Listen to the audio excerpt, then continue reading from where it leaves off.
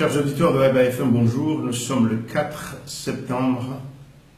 L'édito d'aujourd'hui porte sur le communiqué publié hier à Pékin après la rencontre entre le président de la Commission de l'Union africaine et le président de l'Union des Comores.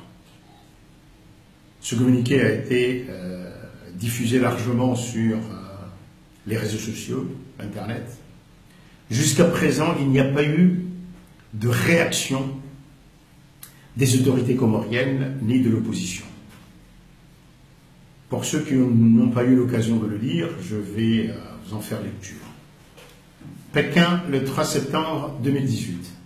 Le président de la Commission de l'Union africaine, Moussa Faki Mahamat, a rencontré ce matin à Pékin, en marge du sommet du Forum sur la coopération sino-africaine, FOCAC, le président Azali Assoumani de l'Union des Comores. La rencontre a permis d'évaluer la situation aux Comores à la lumière du référendum constitutionnel qui a eu lieu à la fin du mois de juillet 2018 et des développements subséquents. Le président Azali a exprimé sa volonté de dialogue pour promouvoir le consensus politique et la stabilité nécessaire pour le développement des Comores. Pour sa part, le président de la Commission s'est félicité de la disposition du président Azali à engager le dialogue, soulignant la nécessité d'un processus inclusif. Il a exhorté à la prise de mesures d'apaisement pour créer un environnement favorable. Il a été convenu que le haut représentant de l'Union africaine, Ramtan Lamamra, se rendra incessamment à Moroni pour faciliter les discussions entre les acteurs comoriens. Voilà. Alors, qu'en pensez-vous? D'abord, nous l'avions dit ici, quand il y a eu un communiqué de l'Union africaine qui maintenait que le dialogue doit avoir lieu. C'est-à-dire qu'il ne se satisfaisait pas des déclarations de nos autorités, qui se référaient toujours aux accords de Fondouni, à l'esprit des accords de Fondouni. Bien sûr, il y a eu un référendum.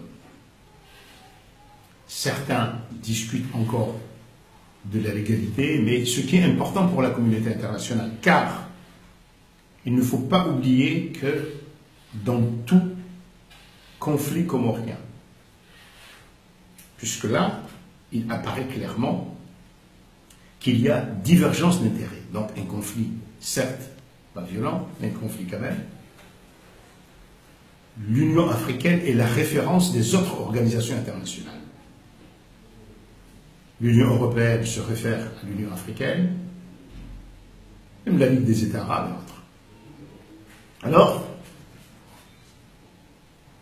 ce que dit l'Union africaine, elle exprime son inquiétude, elle exhorte le président Azali à prendre des mesures d'apaisement. Ça veut dire quoi?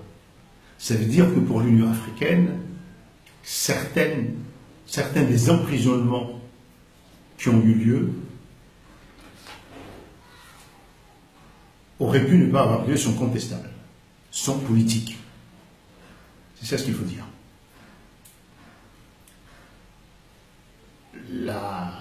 L'Union africaine ne met pas en cause la loi comorienne, mais elle dit qu'il faut des mesures d'apaisement. C'est-à-dire qu'il constate qu'on est dans une situation où la tension est très forte. Il y a des mesures contestées. Or, il faudra, par exemple, discuter avec des secrétaires généraux qui sont en prison, par exemple, et des gens qui sont menacés, et des représentants de partis qui sont en sursis, et c'est ça, les mesures d'apaisement. Le président Azali s'engage à vouloir aller de l'avant dans ce dialogue, nous verrons ce qu'il en sortira. Mais au-delà, il faut comprendre que la communauté internationale, a commencé d'ailleurs par nos pays voisins, s'inquiètent de cette situation. On vous l'a dit ici à EBA-FM, l'une des raisons de ce bouillonnement, c'est les réserves pétrolières.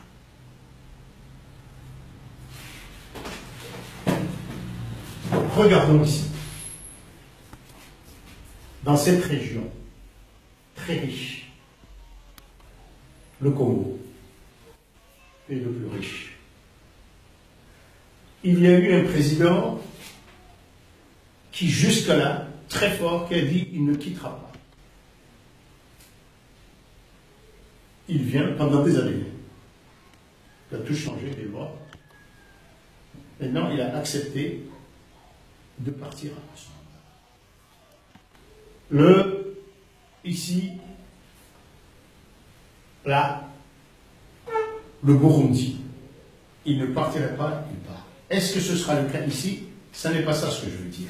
Mais regardons toute cette région-là, elle devient de plus en plus riche.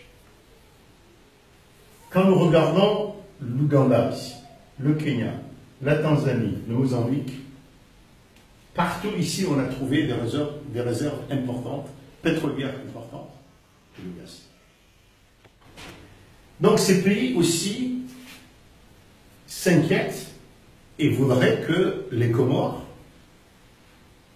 deviennent un pays stable, un voisin avec lequel ils peuvent compter, engager un dialogue pour le développement futur et non pas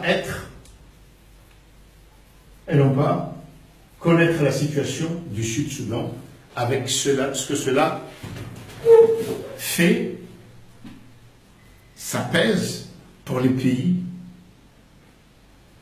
voisins. Donc, quand on pense à la situation de manière générale, les pays impliqués, pensons à la France. Aujourd'hui, la France, il est difficile de savoir réellement ce que veut la France. Il y a bien sûr Mayotte. Mais la France commence elle aussi à penser, on vous l'a dit ici à EBA-FM, aux Comores, comment faire avec la complication des frontières, Mayotte, les Comores. Est-ce que la France va à ce moment-là affronter le monde entier en essayant d'imposer sur ses réserves pétrolières? Est-ce que Mayotte vaut cela? Sauf qu'en France, aujourd'hui, il n'y a pas, c'est un pays démocratique, il n'y a pas qu'une seule opinion. Aujourd'hui, par exemple, le dossier du pétrole comorien, c'est géré directement par le Premier ministre français. Le Quai d'Orsay n'a rien à dire là-dessus. Depuis que Mayotte est département, le ministère de l'Intérieur en France a de plus en plus son mot à dire sur la situation régionale. Donc, ça n'est pas vrai, par exemple, que quand il y a une délégation qui va au Quai d'Orsay, que ce soit le ministre des Affaires étrangères qui décide. Non, c'est encore plus compliqué que non. Et même un pays comme la France peut avoir une attitude attentiste, d'autant plus que la France a aussi des comptes à rendre aux Allemands et autres. Donc c'est une situation assez complexe où on ne peut pas simplement dire bien, on soutient Azali aujourd'hui, mais il faut se poser la question, même si Azali reste là 10 ans, est-ce que ceux qui vont venir d'Anjouan ou d'ailleurs seront satisfaits de la situation où il va y avoir encore un bouleversement? En d'autres termes, est-ce que les accords, par exemple, que peut faire le président Azali aujourd'hui, est-ce qu'il les fera dans un pays suffisamment stable pour que ceux qui viennent après lui les respecte ou les remettre en cause. À Haïba FM, on appelle les responsables de l'opposition et du pouvoir à réfléchir réellement sur la situation de notre pays et non pas simplement en termes de pouvoir immédiat, pour trouver des solutions durables. Il y a eu un référendum, ça complique énormément la situation. Mais est-ce que ce référendum aujourd'hui s'appuie sur une légitimité, une force